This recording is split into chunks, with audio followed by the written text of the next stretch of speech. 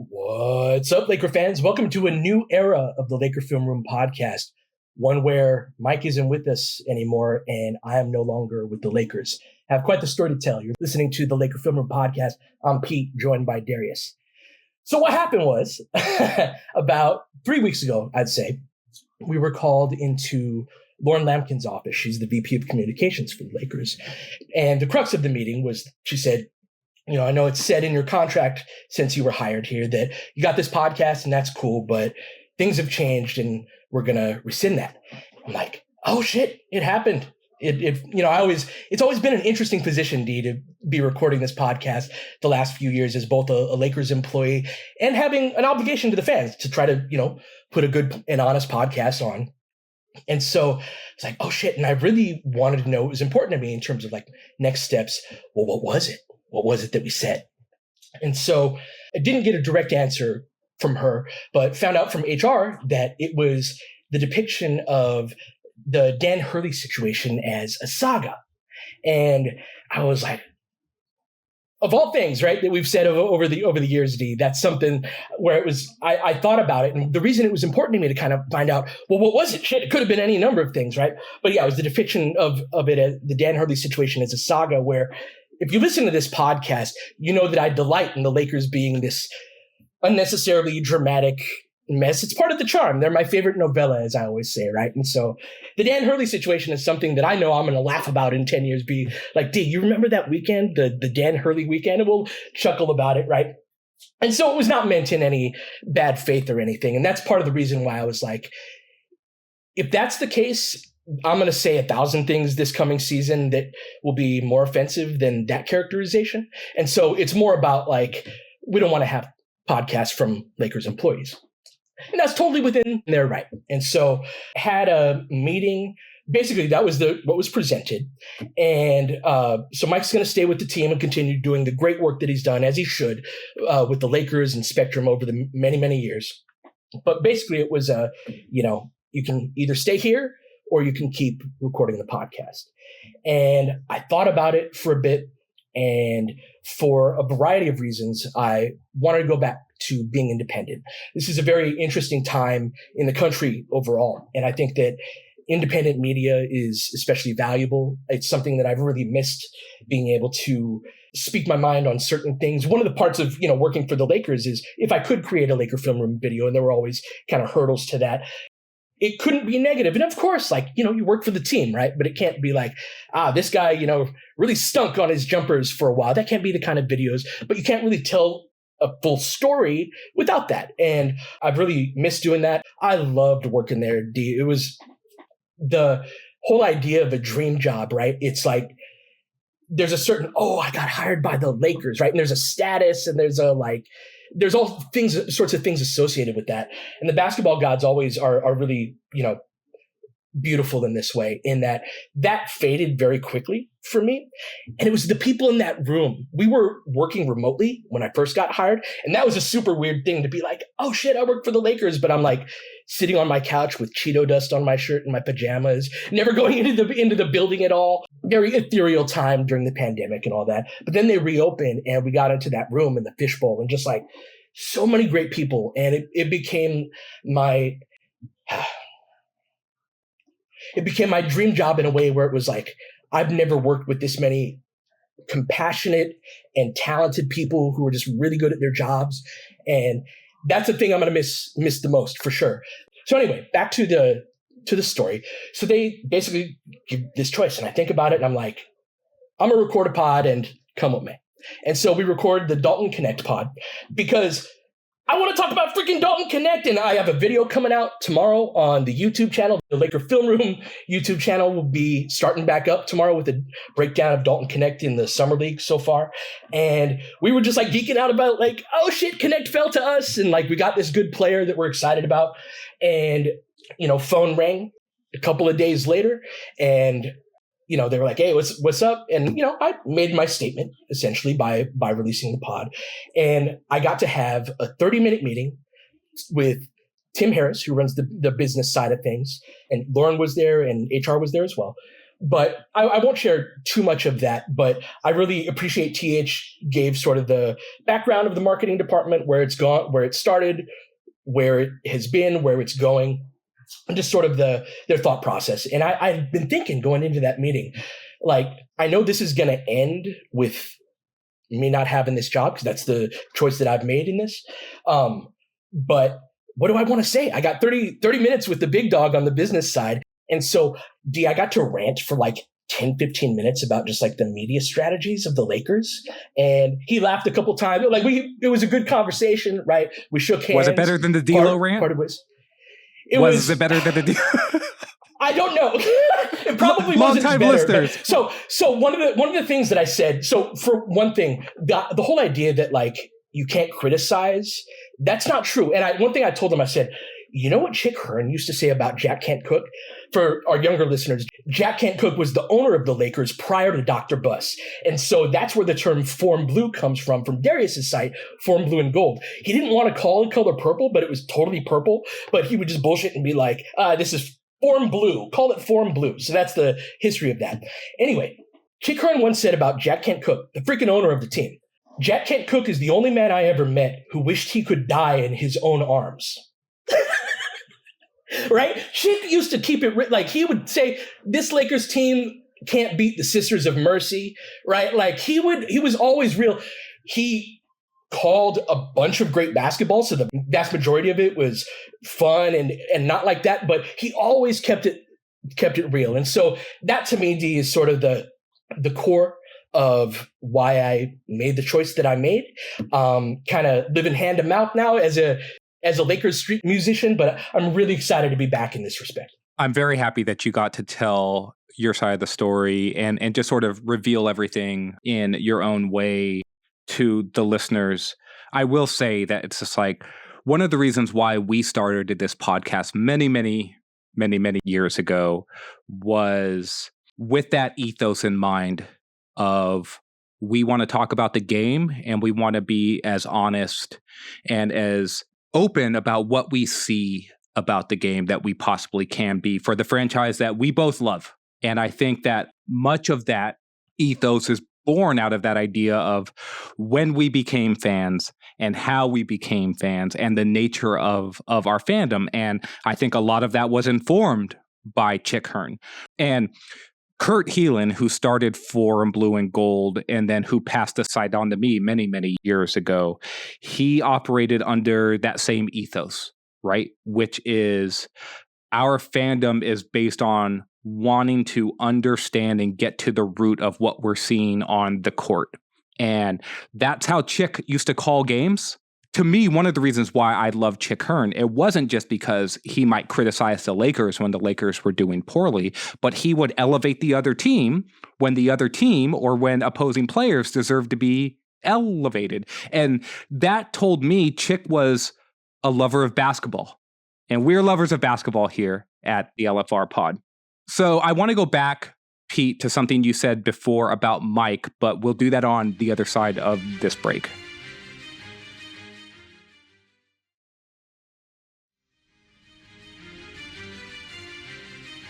So really quickly, I don't want to belabor this because Mike asked that we didn't. Mike's not with us on the pod today. And he said, please keep whatever you say about me short and sweet. But he did want us to relay a couple of thoughts. The first was how much he enjoyed doing the pod with us two. And I will just say that feeling is mutual. Hell yeah. Between me and Pete and with Mike. Mike told me a story a long time ago about how when he first came to the team, he started to ask around about like what he should be reading and the information sources that he should be seeking out in order to learn more about the team. Mike's coming from Minnesota, and Ty Now, who has not been with the Lakers for a while now, but is one of the OG names who was with the team for a long time. He recommended that Mike seek out Forum Blue and Gold and that he read the stuff that I was doing. And I got introduced to Mike a long time ago when I first started to even go to Lakers games as media. Mike was always super kind to me. And that was before we established any sort of friendship. He was just someone who kept it real. So any sort of graciousness that Mike has towards us about joining our pod. Right? Yeah. When Mike came on, it was all of our pods. It was us three that did the LFR pod. And I think one of the other things that Mike wanted us to share is just his gratefulness and how much he appreciated hearing from listeners in all kinds of arenas and not just crypto and before that Staples. Mike told us countless stories behind the scenes about how he was in Road Arena X and some Lakers fan would say, "Hey, Mike, I love the pod." And say what's up to Pete and Darius. I love the pod, and he would love to connect with fans. I saw this firsthand, Pete, in San Francisco.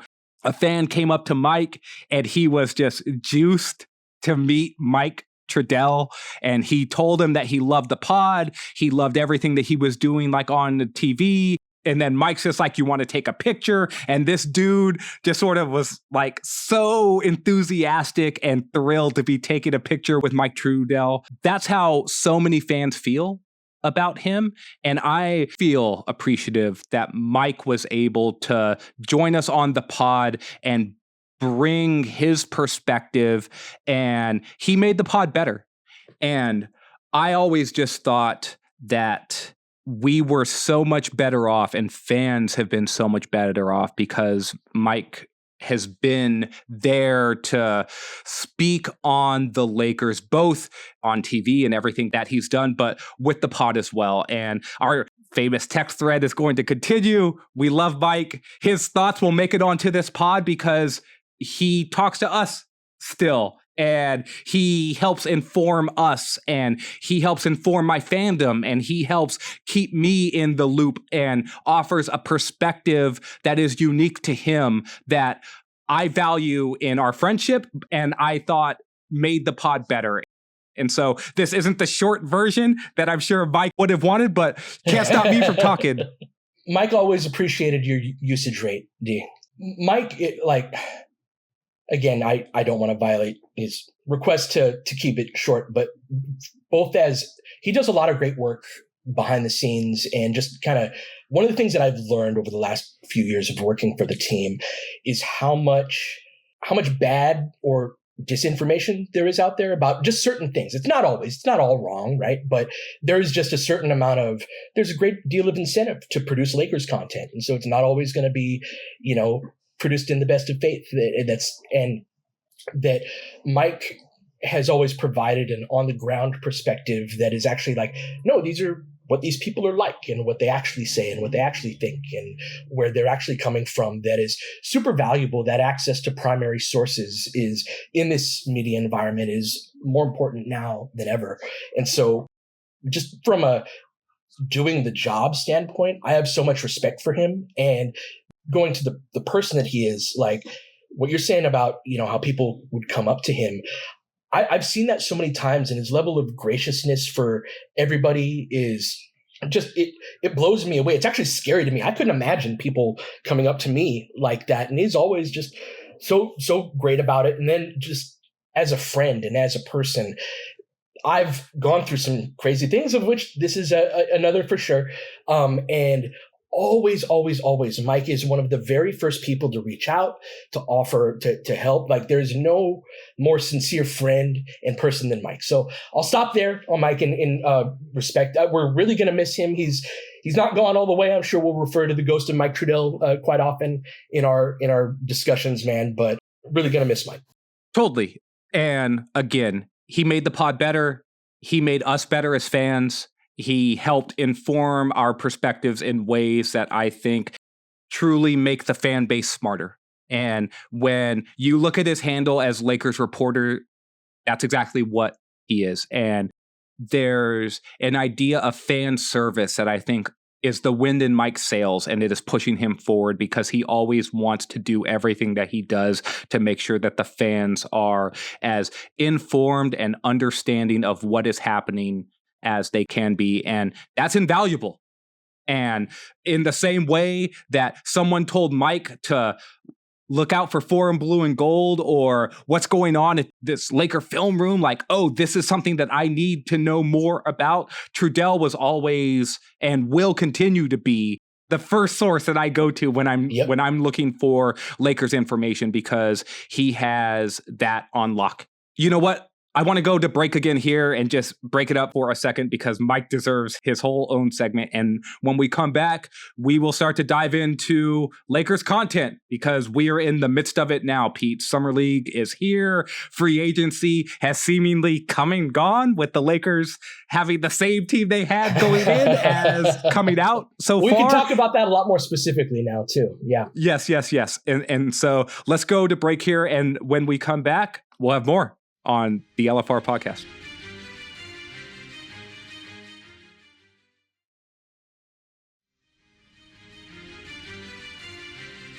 So Pete, the last time that we talked, it was all draft stuff. We talked about Dalton Connect, and then we talked about Bronny James, and this was on the eve of free agency about to start, and I was about to go on vacation, maybe one of the most ill-timed vacations that you could have. I was cracking up the whole time because all this shit was going down while you're in the fucking Dominican Republic or wherever you were.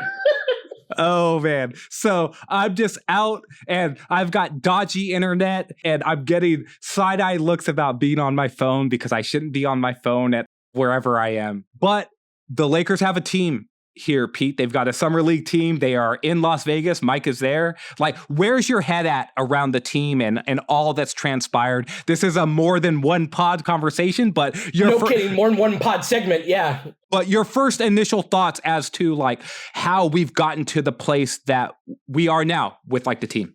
Yeah, it's several different podcasts, and we're going to be doing all of them. So first and foremost, we're going to be coming back 5 days a week going forward. And I understand why we basically didn't do anything right now. The reasons for that, again, I want that to be an entire pod. I think we have a big time 82 game problem because the back five guys on our roster are not good. And Wood would be the best of that group. And like, I'm fine with Wood playing, but to get through 82 games, a lot of times you need that 12, 13, 14, 15 or two ways to be able to contribute. And then if you go before that on kind of the depth chart, then you're looking at guys like Jackson Hayes. Then Dalton Connect is a rookie who I really like. Again, have a video coming out on him tomorrow, but he's got some issues on the defensive end. This will probably be Max Christie's first major minutes, and he's your eighth guy. So basically, I think we've got 6 or 7 guys who can play if they're healthy. That is very much not guaranteed throughout an 82-game season. Then beyond that demarcation, there's a lot of question marks. So I am more concerned about our ability to get through 82, while also you're going to be cracking up at this. To say I was Redick skeptical before certainly would be true. I am certainly excited about what I've heard about kind of the level of organization. We weren't a serious basketball team last year, and that to me was number one of what was wrong with the Lakers last year. There was just a lot of unseriousness, and he brings a certain level of that, and so putting together a staff I'm excited about. I'm excited about the player development stuff that they're doing. However, we're going into LeBron age 40. Are we trying to win a championship or not? That to me is the core question. And so again, this is a whole topic to get into, D, but that's sort of the first thing I think of. What did you think about our non-action in just a general sense? I understand it as well. And I'll write on this later this week for Silver Screen and Roll, actually, because I'd put some tweets out there. I was just tired of I have not been as active on Twitter in the last couple of years. Some of that strategic, in terms of my own tweets, I don't like to get in a bunch of back and forths about stuff. And I'm just oh, well, I can't stand it anymore. I'm going to tweet a few things. And so I did. And there's a bunch of team building stuff. And I think that there's skepticism from a lot of corners of the fan base about the aggressiveness of the front office and the ability to make things happen. Again, I'll get into this more, and these are all pod topics, in and of itself, but it's just the idea of signing a free agent. Some of the higher level free agents that the Lakers were purportedly chasing, they signed for more money than the Lakers had to give. And even if LeBron was, quote unquote, going to take a pay cut, the ability to actually maneuver to make that happen might also then entail needing to make the types of trades where you're offloading players. And one of the tricky things for me with the Lakers, and it's one of the reasons why contextually I understand the sort of lack of movement to this point, is that every player, including Max Christie now, who makes over $7 million this season, is a player the Lakers like. And so they're not just going to give that player away for nothing just to sign another player that they like. And this is not inside information by any means. The Lakers wanted to add talent while not subtracting any. Mm-hmm. And the way you do that was with picks. You do that with picks. Yes. Or you do it with salary cap space, Pete, like the full MLE, right? And it's one of the reasons why LeBron was just like, hey, I'll take less money, potentially, to use the MLE, but that MLE can't just go to anyone. Right? Because that's not necessarily the best use of resources then. And so it was a conundrum, and it was tricky, and it's complicated, and there's context to a lot of this stuff. And it's one of the reasons why, in the big picture, I understand. For me, it's actually not that complicated. I think they've got one trade left in the LeBron AD era. In terms of we need to make one more trade to add a guy. The Lakers, where they're at right now, I thought Redick put it well in the opening press conference, where they're not far away, but they're also not there, right? The Lakers do need to make a move if they want to be a championship caliber team. What I'm saying is that the way their assets work is that you got one shot at it. You got one shot left. And in a broad sense, trades cost more over the course of the summer than they do at the deadline. Now, your first reaction to that might be, well, they didn't do anything last deadline. And a big part of that is because they didn't have an expiring contract. That's part of how these trades get done, is they didn't have any of that. And so all of those players that, for one, the Lakers like, right, and that, again, they're trying to add players rather than subtract, and they don't have anybody that's on the lower end of the roster that, say it's a guy that doesn't play, but he's, making $12 million on an expiring contract. So there wasn't really a trade to make unless you want to trade Austin for DeJounte Murray. And that's an interesting one, D, is that trade went down in that if that's true, that the Lakers only have one trade to make because it's the picks that are really the assets that they have to trade out to get a good player coming back for not so good players coming or going out, it's really the picks that are the one thing. And so the Murray trade was super interesting to me because you and I talked about him a lot. He was sort of that guy that wasn't the Donovan Mitchell level star guard, but is a guy that could fill that role. Characterizing him as a point of attack guy is, kind of generous, but he's capable, right? Gets a lot of on-ball deflections. Somebody that can certainly turn up. He's a guy we talked about a lot, went for 2 picks and 2 defensive players, right? And so everybody was like, oh, he only went for that? What? But think about that. From Atlanta's point of view, they stink on defense. So getting Larry Nance and Dyson Daniels on the way back is actually valuable to them. It helps their team be more balanced. And so they get 2 guys that are going to be in their rotation. Daniels has 2 years left on his rookie deal. And they get 2 future firsts. So the question to me that has to be asked on any trade that you come up with, if it's the only one that they can do, is what are you on the other side of that? Do you have everything that you need as a roster on the other side of that type of move? And so just for hypothetical sake, say the Lakers version of the trade that they made for Murray would be like Gabe and Vando for 2 firsts, right? 2 good defensive players that are going to help us out and 2 future first round picks. If you come out the other side of that, how many good defensive players do the Lakers have on their roster? Are you actually going to win a championship at that point? I don't think you are. And I really like Murray. And so that to me is why I totally get why there wasn't any big move made up top. However, the back end of the roster, I feel like we're really asking for trouble if they can at least upgrade the backup 5 spot. So I agree.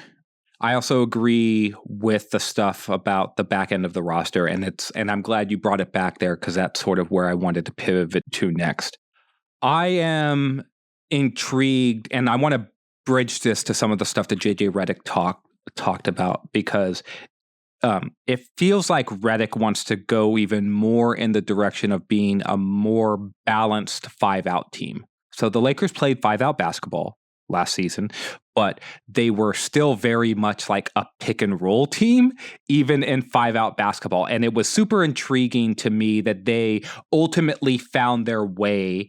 And I thought D'Lo was a big part of that in the second half of the season, not only with his shooting, but with his off-ball movement. And I think Rui was important in that too.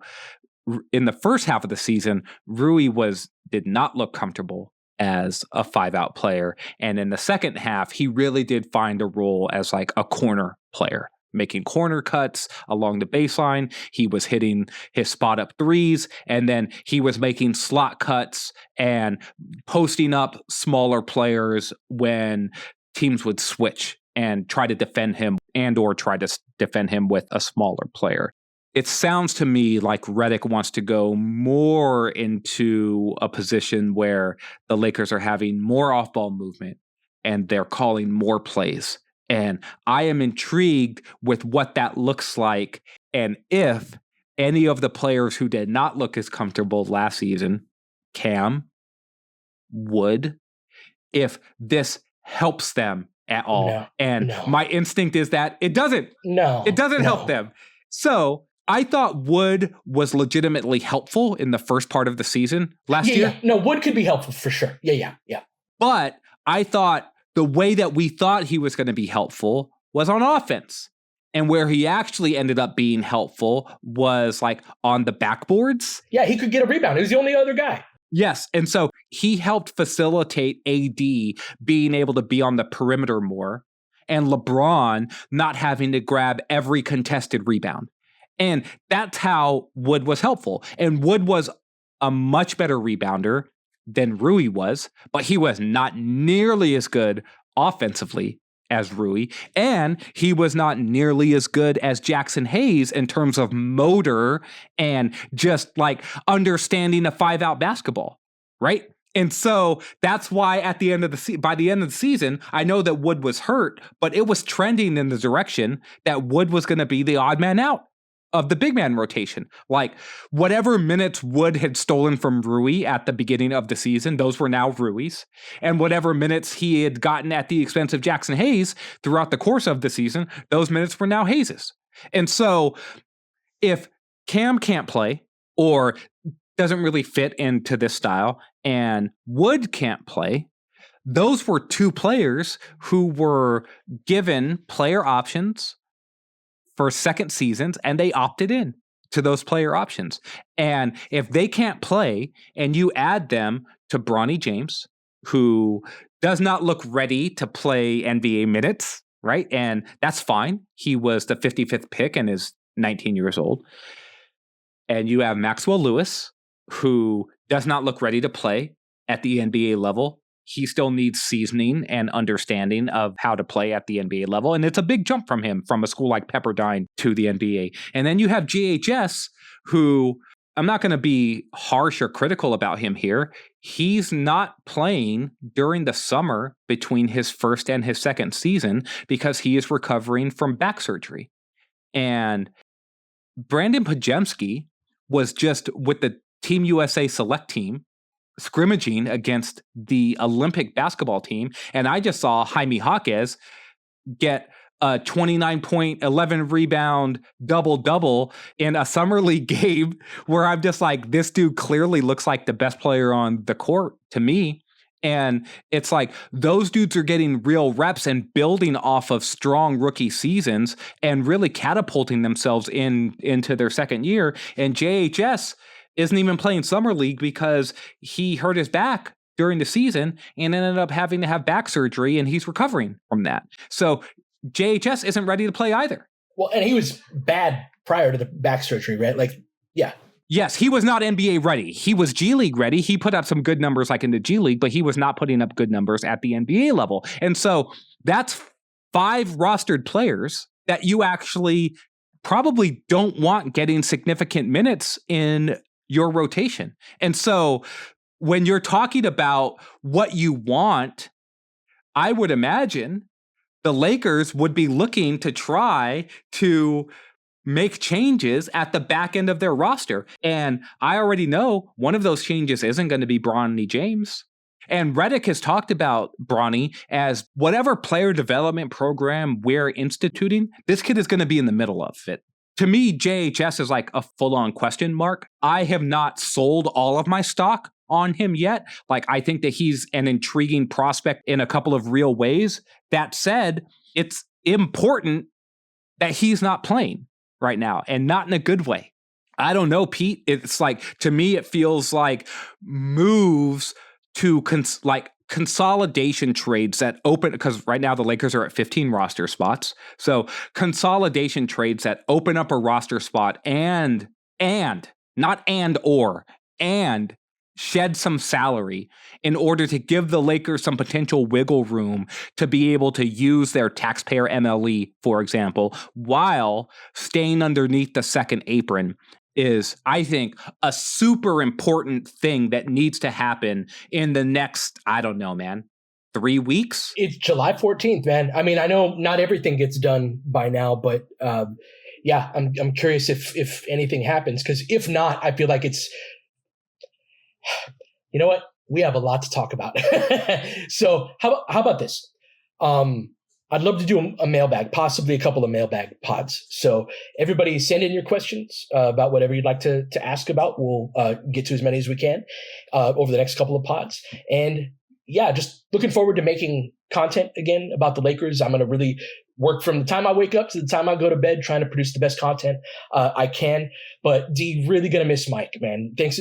Just again, wanted to thank Mike for all of the years on the pod and just being a great friend. And, you know, I don't want to eulogize him because he's not going anywhere in many respects, but just want to end on that. Yes. And I'm so glad that you did. And I also want to end on this point. Longtime listeners, newer listeners, we appreciate you. Me and Pete, and I know Mike did as well. This next iteration of the LFR pod, our goals remain exactly the same, which is to be and to put forward the best Lakers podcast that we can put forward. And we want to do that with as much honesty and integrity and with as much good faith as possible in order to keep fans abreast and informed about the team that we all love. And so we thank you for all the hours of commitment that you've put into us to this point, and we hope to have many, many, many hours more with you all. And we know that the pod is worse off for not having Mike, but we also know that we're going to strive to make the pod even better moving forward, because that's our goal every single time, is to be better every single day. So I just wanted to end on that note too, Pete. All right, go Lakers. Got a game tonight. Got a Summer League game tonight. We'll talk a little Summer League tomorrow, along with your mailbag questions. So you've been listening to Laker Film Room Podcast. We'll catch you guys next time. James has got it in low to McHale. McHale wants to turn. He's double team. Just pass out in front. Broken up by Worthy. Tip to Magic. Worthy dies on his belly. Magic scores. There's Magic got it. Magic fires. It's good. They will. Lakers win the game. The Lakers win the game. Rebound is Lonnie. 3 seconds left. Van Exel to win it. It's on the way. Good. Kobe Bryant, 48 points, 16 rebounds. Shot with his 8th block shot that ties an NBA Finals record. A lot of Laker fans sticking around for this. You're seeing something that's very rare indeed. A Laker to get MVP chance. Right, in Boston. Of all places. Are you kidding me? Kobe, hard to believe. Are you kidding me? Unreal. Are you kidding me? Lakers looking to push. Bryant spinning in the lane. Back for Gasol. Pretty pass. And it's back to a 3-point game. Kobe Bryant picked up by Bell. There's the move. 2, 1. Miss it. Unbelievable. For the victory. It's over. Shot clock now to 5. Bryant. Yes. And that was a little tap to Alvin Gentry. Add insult to injury, Kobe. I mean, what a shot. I mean, you can't defend that. Are you kidding me? 2.1 seconds remaining. Denver a foul to give. Jokic trying to disrupt Rondo. He puts it in. Here's Davis, 4-3 in the win. Oh, it's good! Anthony Davis has won it for the Lakers! James again. Oh, he hits another one. LeBron James putting together a closing quarter against the Nuggets. This historic 2020 NBA championship belongs to the Los Angeles Lakers. The Lakers conquer the bubble, and banner number 17 will soon hang in the rafters.